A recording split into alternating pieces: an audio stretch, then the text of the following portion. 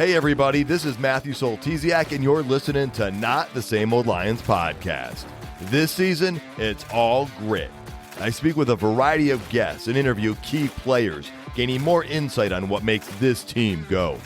The Detroit Lions are now in a new grittier era, and we look beyond just the kneecaps when it comes to the analysis. Welcome to another episode. In this episode, we talk all things football with Canton, Michigan native Trevor Nowaske. We discuss his signing with the Detroit Lions, NFL training camp, his promotion to the active roster, and the Arizona Cardinals using a waiver claim to bring him over to the desert. Let's get to it, Lions fans. This is Corey Schlesinger, and you are listening to Not the Same Old Lions podcast.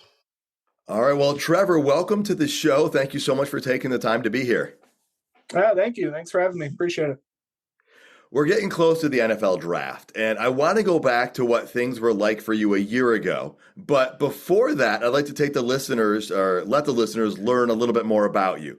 You went to Saginaw Valley State, and let me ask you, out of high school, were you looking at other places, or did you always know that that was the place you wanted to go to? Yeah, I wasn't superly heavily recruited out of high school. At the GLIAC conference in Michigan, couple teams in there were recruiting me. Went to a couple camps in the summer. But seriously, not a ton of interest. Ended up going to the Saginaw Valley camp. Got an offer there. A couple schools were looking at me at defensive end, and Saginaw really believed in me at linebacker, which I liked and had a good relationship with the coaching staff. Ended up going there, and kind of the rest is history. I had a great experience there, great time there. We were pretty successful, met a lot of great people, and nothing but good things to say about Saginaw. But no, I mean, honestly, like I said, not heavily recruited by any means, and I was thankful they took a chance on me. All right, well, take me back to your first training camp day in college. How was that different for you from anything you experienced at the high school level? Oh my gosh, that's a great question. I haven't had that one in a while. I try to kind of block out those memories of freshman football camp, man. Those were some dark days. You think you got it figured out going into college, thinking, when you're in high school, you think you're the man, and you get there and realize very quickly you got a lot to learn. So, I mean, it was a very eye-opening experience, realizing, there was a lot of hard work that was going to had to have put in order to be successful. I think I wasn't ready for the long days of meetings and practices. And, it goes from being an extracurricular in high school to being a full-time job in college. So it was very eye-opening, to say the least. All right. Well, and I think you already hit on this, but I was going to ask you, you played linebacker there. Did you play linebacker your entire career then in college? Yeah. Yep. Yeah. I kind of moved around a little bit. Our defense in college was, kind of on the ball, off the ball for linebackers, which I think honestly really helped me coming into the NFL, kind of being able to play different positions, being able to set the edge, drop back in coverage and whatnot. But yeah, for the most part, an off the ball linebacker, but kind of whenever I needed to kind of move around. All right. Now, Saginaw Valley State, a Division II school, and Coach Angers loves talking up D2 schools and players who come from there because I think he sees that extra grit in those players to help them succeed. So let me ask you, after your college season and career ended at the end of last college season, what did you go through? Were there any special workouts or any preparation you were doing to kind of prepare for that next step? Yeah, so I ended up training in Michigan, in Novi. It's called Impact Sports Performance with Jim Kielbasa. I actually still train with him. He runs a really good pro day, 2-month program for it's a lot of local guys, but honestly, people from around the country go there because he's just such a good trainer. And that's where I went to kind of get ready for the pro day, certain drills and whatnot. He does a good job of kind of, telling you how to execute it, the little tips you need in order to kind of shave off a few seconds and whatnot. I ended up going to the Tropical Bowl in Orlando, Florida. That was kind of my first experience, one, playing against, Division I guys, kind of seeing where I stacked up because, no matter what you say, when you're in Division II, you kind of always have that thing in the back of your head, like, do I belong? Am I going to be able to hang with those guys? And that was really good for me to kind of, understand that I do belong. I did really well there, talked to a couple scouts, which was that first time for me. So if anything, it was a really good confidence boost going through those things, just understanding that, I wasn't doing this all for nothing. And I knew I belonged, and I definitely had a shot playing in the NFL. All right, so you mentioned it boosted your confidence by having that pro day stuff and the Tropical Bowl. Was there anything else it did to help you kind of prepare? Honestly, no. Like I said, kind of going back to the high school thing, I didn't have a lot of I guess hype around my name, right? Like I kind of was going on a whim. I wanted to do everything I could to, try to achieve my lifetime goal. Even if people weren't believing in me or there wasn't a lot of scouts talking to me and whatnot. We had a really good defensive back at Saginaw, Nick Whiteside. And he was getting a ton of publicity, ton of traction, which he deserved, and he's still playing with the Commanders right now. And that was kind of motivation for me, to see Nick kind of go through that and see all that hype. I said, if he can do it, I can do it. So I just kept believing in myself, kept going. But no, honestly, I throughout the process, I just kind of put my head down, went to work. Like you said, I had a pretty good pro day that kind of ended up kind of boosting my name out there and getting some calls from scouts and whatnot. Had a couple interviews, and yeah. So no, I mean, honestly, throughout the draft process, it was a little intimidating at the beginning. Definitely didn't know what the future held, but I didn't let any of that kind of phase me and just kept going to work. All right, well, a couple more things about the draft process before we get into your first year in the NFL. You said you did speak to some scouts ahead of time, but let's talk about draft night. I presume, but correct me if I'm wrong, as a football fan, you've watched NFL drafts in the past. Is that correct? Yes, sir. Yep, absolutely. Every year.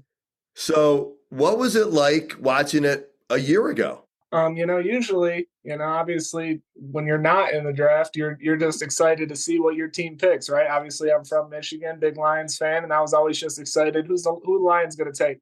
This year, obviously, you're on the other end of things. You're kind of seeing if my name, would get called or after the draft getting a free agent workout or anything like that. So honestly, the first 2 days, I didn't watch it. I kind of knew, I was going to be a day 3 guy, if anything, undrafted free agent. And honestly, I was not.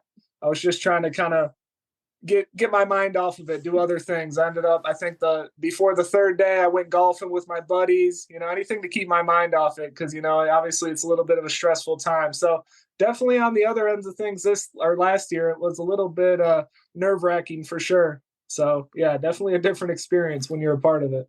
Yeah, that makes total sense. I understand that. It's like when someone's got something big coming up in their life, and it's a good thing, but you want to keep busy just to kind of keep yourself from driving yourself crazy during that. Absolutely.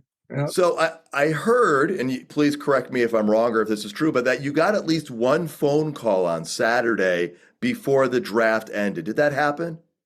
Yeah. Yeah. So obviously, teams will reach out to you kind of through the draft, kind of see where your head's at, kind of try to pick your brain on if any teams are interested in you, if any other teams have called you. They're all trying to play the game, right?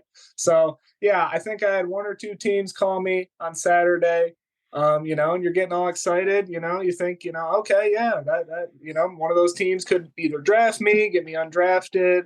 You never know. So, yeah, there was a couple teams, throughout the couple days that would either call me, before the draft would start that day, just see how I'm doing, checking in and whatnot. So yeah, it's definitely kind of interesting how that works. Well, from a fan standpoint, we know that once the draft does end, we hear there's a mad scramble by all these teams because there's lots of talented players still out there, yourself included in that last year. What was it like for you after the draft ended? What went through those few hours for you, or however long it took?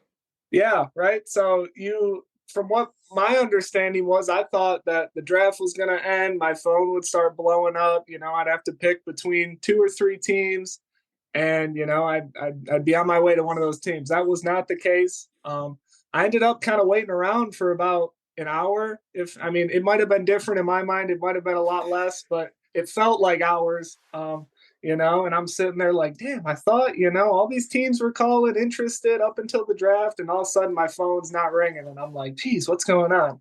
So yeah, it took about probably an hour and a half. My agent ends up calling me, telling me we got a deal done with Detroit. I was ecstatic. And yeah, so, it works out in your mind one way and then it happens another way. But like I said, it all worked out. And, now we're here. So, yeah. Well, and tell me about that. Your family, I mean, being from Michigan, tell me about your family's reaction with it being the Lions. I mean, of all the teams it could have been, that was the team. Yep. Yeah. So throughout my process, honestly, I went to their local day last year.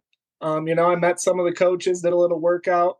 But after that, I did not hear anything from them. So I was, I kind of figured, okay, well, there's 31 other teams. I've had other calls, whatever. We'll see where it ends up.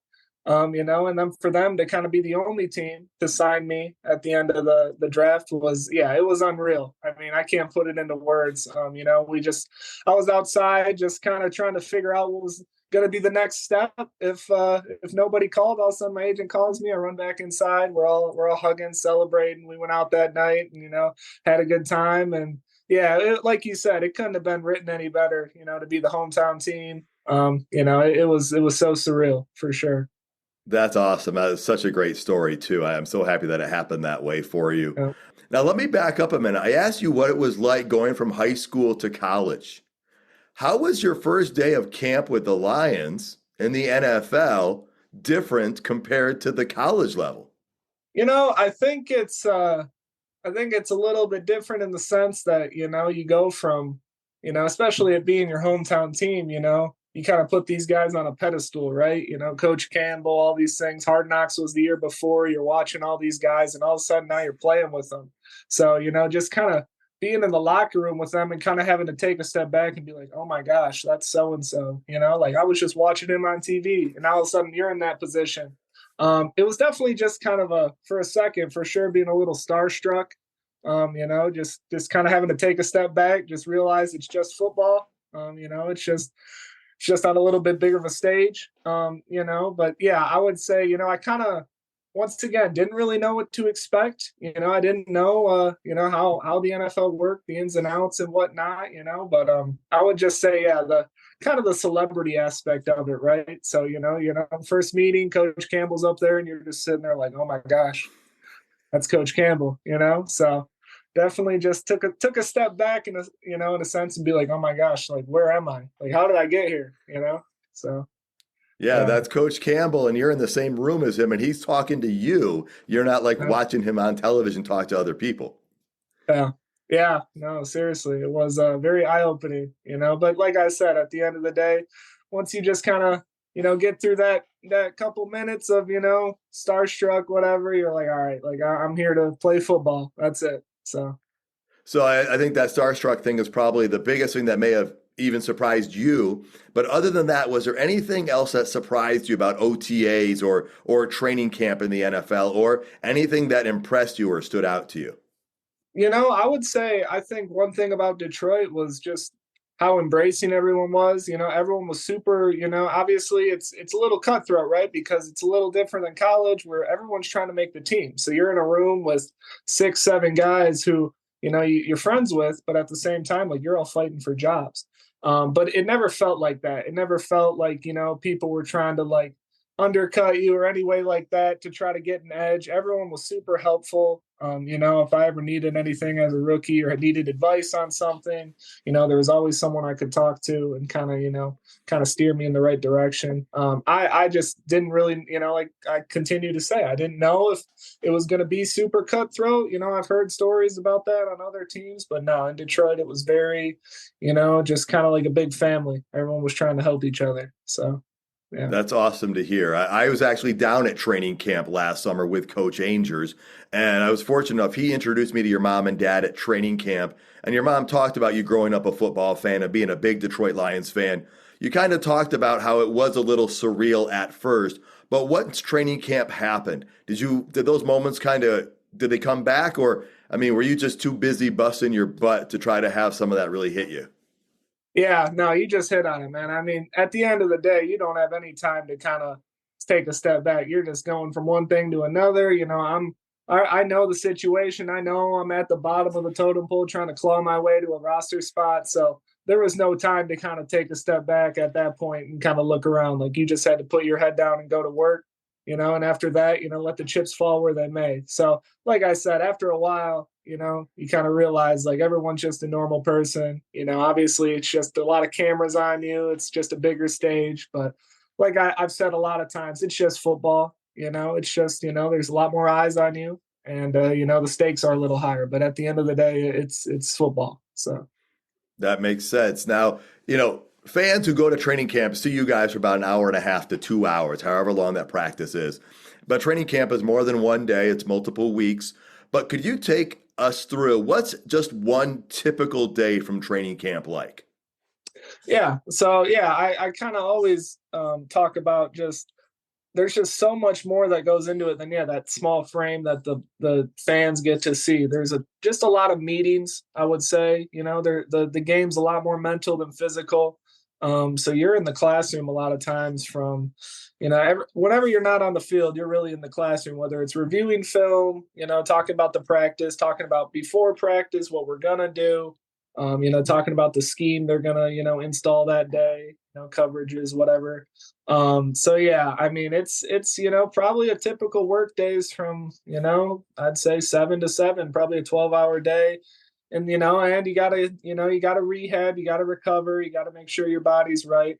So yeah, there's a lot more to it than people think. Obviously, people just watch us on Sundays or watch us at practice and think after that it's day's over. But yeah, there's a lot more small little nuances that are kind of implemented in to make sure you're at your tip top game. And like I said, it's a lot more mental than people think. I think that was a little bit eye opening for me this year, because I once I got there, I realized, okay, I belong.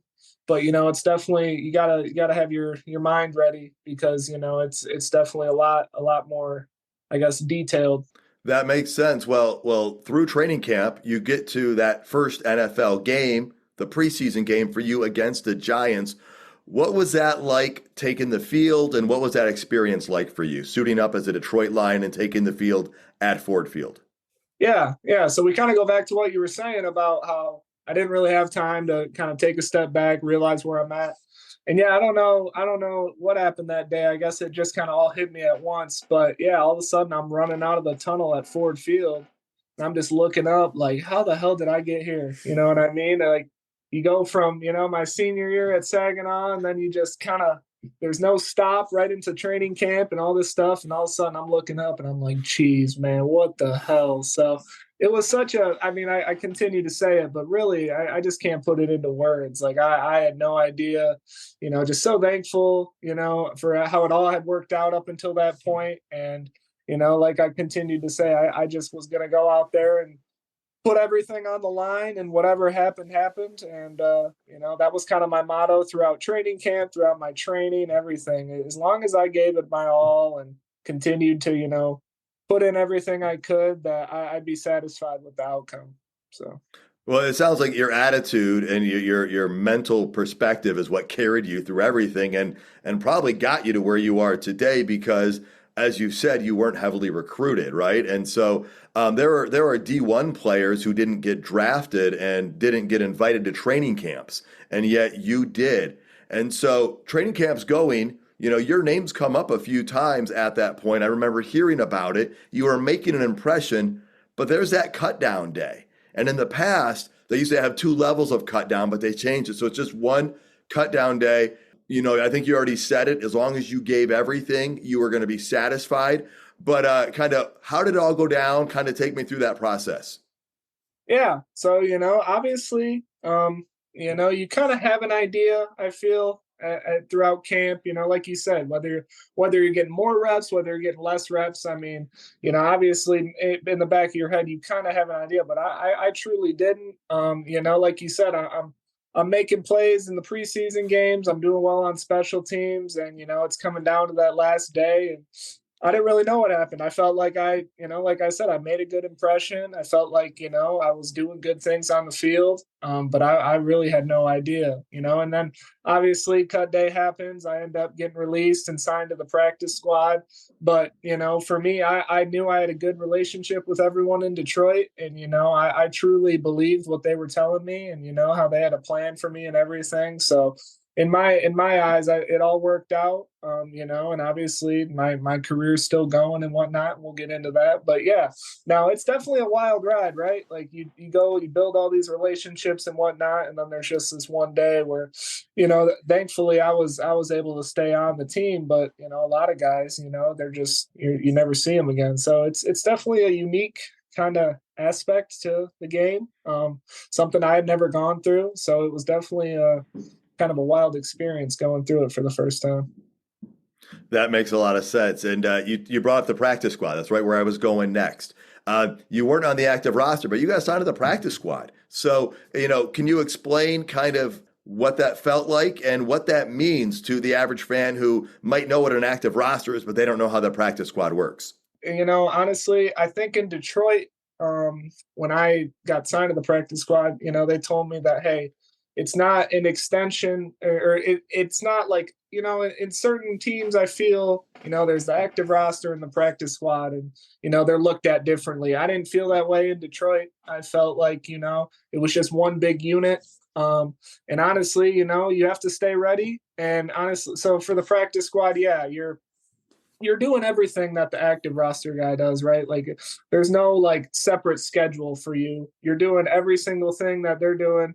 But obviously when it comes to game day or whatnot, you just might not be playing that week or depending on certain situations. But then again, you have to stay ready because, someone goes down or you're playing well that week on the scout team, you could get called up. So kind of just to sum it up, like I said, it's just an extension of the active roster. Obviously, there's pros and cons to it, but at the end of the day, you got to stay ready. You can't just take it. I'm just here giving a good look for the defense or the offense. You got to be ready just as the starting guy is, because you never know what could happen. It's a very physical sport, and something happens in practice that week. Some guy gets banged up. Oh, all of a sudden you're playing. So can never take a day off or never take it for granted. So, yeah, it's obviously something that, like you said, the average fan probably doesn't understand. But in reality, it's just kind of an extra 12 or 13 guys added to the team, and their roles just a little bit different through the day to day. All right. Well, you answered one of my questions already, which was what's the week like on the practice squad? You said you're just like that with all the regular active players, and again, not every active player dresses for a game anyway, but you guys are all together. So let me back up just a moment then. How did that feel when you were offered a practice squad position? Oh, it was great. Like I said, I really had no idea whether I was getting, released to the practice squad, whether I was just getting released, whether I was making the team. My head was kind of spinning at that point, going into that last preseason game. So, obviously the end goal is to, make the team, right? Like no one wants to get cut, no one wants to get released, but, to kind of, have them want you back, and like you said, kind of showed them enough during camp that, they believed in me and wanted to work with me and develop me. That meant a lot to me. So, obviously I was, a little bummed that I didn't make the team, but obviously, that's on me. And, I took it as a challenge to kind of just get better every day, continue to work, and, eventually, who knows what could happen. And then obviously we kind of go through the season and, I end up getting on the active roster. So, it kind of works out in different ways, but yeah, I mean, just, was super excited for the opportunity, right? That's all you kind of could take. And kind of going back to the beginning, all I wanted was an opportunity to, have a chance to make the team, got that. And then really just looked at it as another opportunity in the grand scheme of things. So, yeah. Well, you took me right to that next spot, which was you had a busy, busy first season in the NFL because you were on the practice squad. And then I think it was somewhere just past the halfway point of the season, you got elevated to the active roster. Take me through that. What was that like, and what does that mean? Yeah. So, yeah, I mean, like you said, definitely had no idea really how it worked in the NFL, my rookie season, a lot of things going on. Yeah, so it was our bye week. Like you said, I can't remember exactly what week, 8, 9, 10, something like that. And, some things happen where another team tries to sign me. Detroit kind of wants to, sign me to the active roster. So we go through all these things. And like you said, I end up getting signed to the active roster. Yeah, and I mean, kind of to put it in like similar or just bland terms, obviously, really it's similar to the practice squad. You're just the pay is a little different, and now obviously you're dressing for the games, but like you said, now I kind of understand there's inactives. You might not dress for the game, but you're on the active roster. And I was still learning it just like everyone else was, everyone following along with me, my friends and whatnot. I'm trying to explain to them because I didn't even know how it worked. It's my first time going through this, but kind of like to go back what I said, I'm just happy that, they truly, saw something in me, saw something they wanted to develop. And, I couldn't be more thankful for the year I had there and, kind of how it all worked out. And yeah, you know. That's awesome. Now, during this time, was there a Lions player who had the most impact or influence on you while going through training camp or your time on the practice squad leading up to this? Yeah, I would probably say Jalen Reeves-Maybin, in the linebacker room. He was one of the guys early on that just kind of showed me the importance of special teams. I mean, we all saw this year how well he did, captain of the special teams unit. Not only that, but, when his number was called on defense, he did a great job stepping up and, not only just kind of filling in the role, but kind of exceeding expectations and really doing a good job. But yeah, kind of like I talked about earlier, he was one of those guys. If I ever needed something or I ever needed to, technique wise on a certain drill or whatnot, he'd be there to kind of guide me in the right direction. He's got a ton of experience. He's a vet. He's truly like the definition of a professional in the NFL. And I built a good relationship with him in Detroit. And yeah, I would probably say my boy Germ. So yeah. That's awesome. Now let's turn over to the coaching aspect here a little bit. Coach Campbell's a very likable coach by fans. He gets a lot of attention, but I presume you worked with linebacker coach Calvin Shepard quite a bit, and he's gotten some positive press on his own. What was it like working with him? Oh, it was amazing. Yeah, Shep's such a good guy. Kind of going back to the practice squad aspect, it would have been very easy for him, if I wasn't in the game plan that week or something to, kind of not just be as coachable or not coachable, but coaching me up as much as he needed to because he knew that week I wasn't playing. But no matter what, whether I was active, inactive, on the practice squad, he made sure that week that, if something happened or whatnot, I was ready to go, whether it was meetings, he's getting me involved, Q&As, whatnot, making sure I'm on my P's and Q's because, like I said, you never know. But I learned so much through him, him playing in the league for so many years.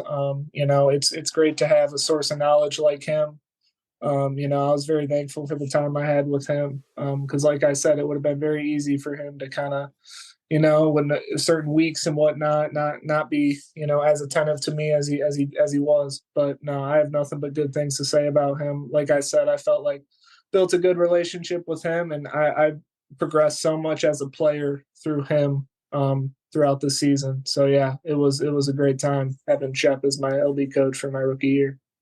That is awesome. And this next part is where the story changes unexpectedly, right? If I can use a baseball metaphor, sometimes you get thrown a curveball.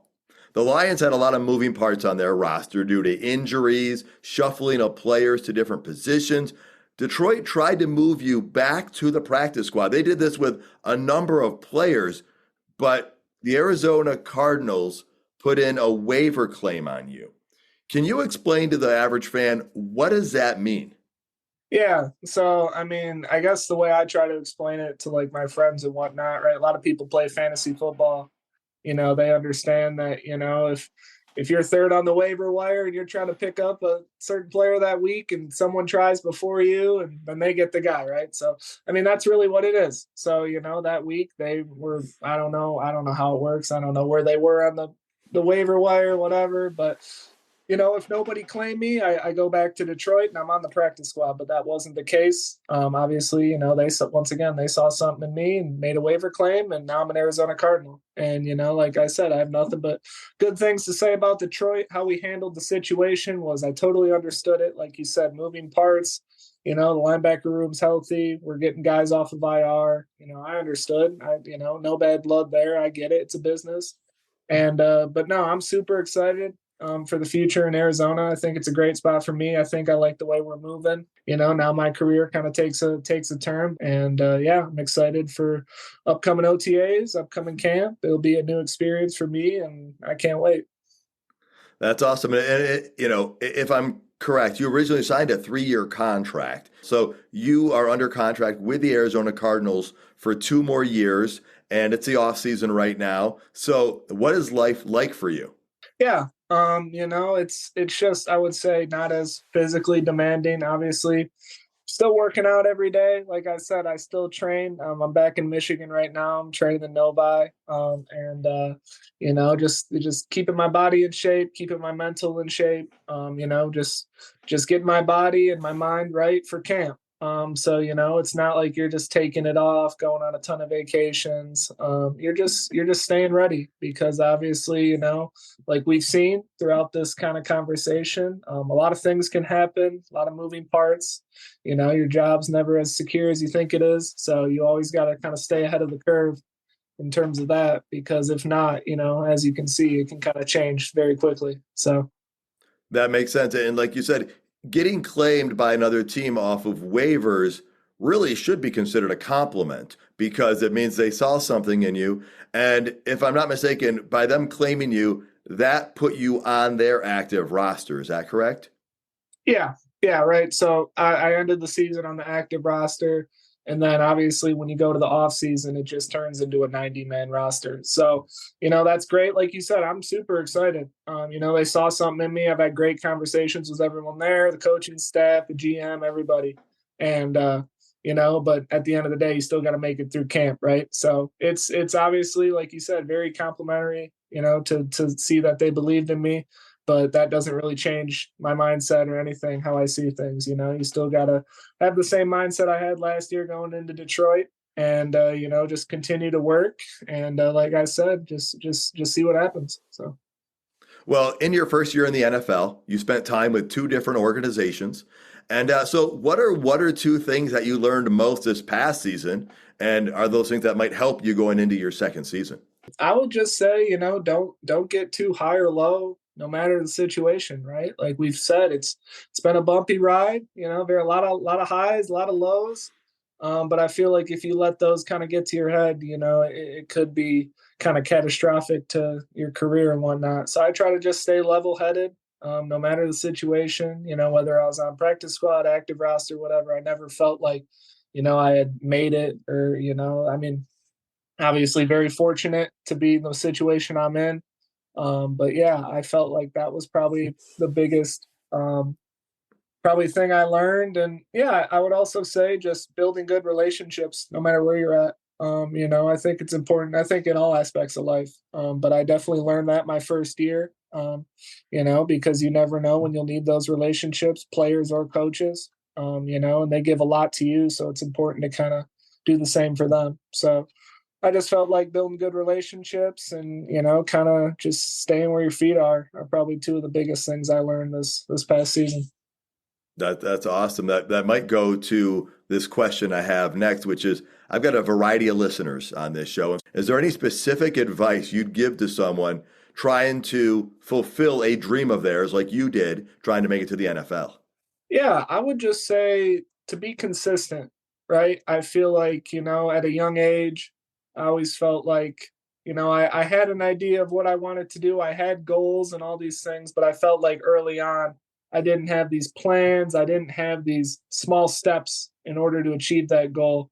And I felt like I really didn't hit that stride until college, where I was very consistent in what I did. And that doesn't have to be anything crazy. You know what I mean? If you're just eating right, if you're, working out every day or however many days, whatever. And, if you're just consistent in what you do and you have a belief in yourself, I feel like that goes a long way. I feel like sometimes people feel like you need to do a million different things in order to achieve these goals. But I feel like a lot of times they're just not very consistent with how they approach things. Like I said, I had a big goal in mind, and that was to make it to the NFL.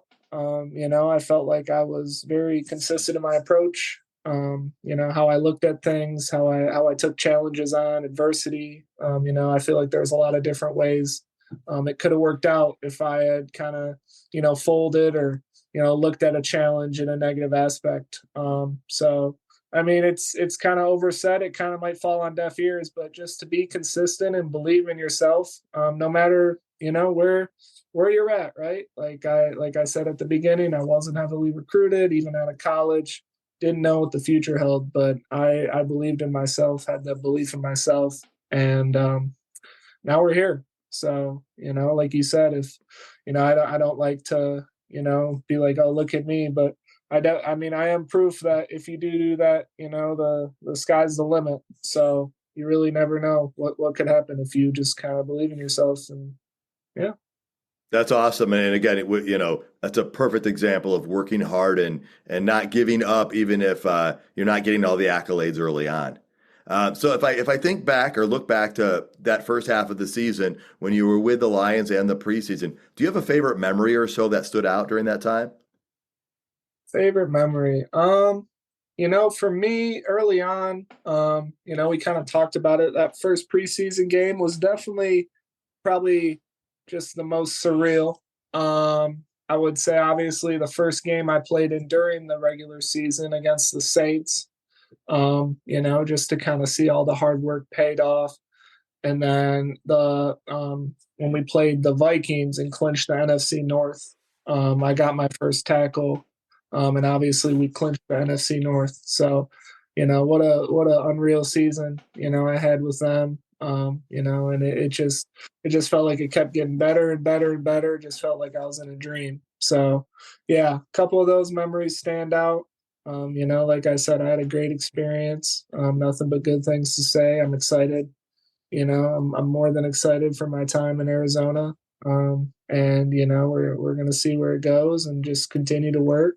It looks like the Lions are playing out in Arizona this year. So do you think you're going to have some family making the trip out there? Oh yeah. Yeah. My parents have already been looking at that. Obviously the schedule's not out, but you can see that, yeah, we play them at home this year. So yeah, that'll be super cool. It'll be a really cool experience to kind of see some old friends and whatnot and have my family out there. Yeah, I bet you my family will be out there. I'm not sure exactly the specifics of it, but my immediate family, they're very supportive, and I wouldn't doubt it if they're out there for the entire week that week. So yeah. Awesome, Trevor. I wish you the best of luck and success this upcoming season and beyond that. Thank you so much for taking the time today. Yeah, absolutely. Thanks for having me. Appreciate it. Folks, that was Canton, Michigan native, former Detroit Lion, and current Arizona Cardinal linebacker Trevor Nowaske. Thanks again to him for taking the time to come on the show and share so much insight on his experiences, be it during the draft, training camp, and his time with the Detroit Lions. I hope you enjoy listening to this episode as much as I did speaking with Trevor. We are wishing him nothing but the best. Thank you so much for tuning in, folks. You can find more episodes and content at notthesameoldlions.com. If you're listening on YouTube, please hit that like button, and while you're at it, tell your friends about the show, and please subscribe regardless of your listening platform. Until next time, stay gritty, my friends.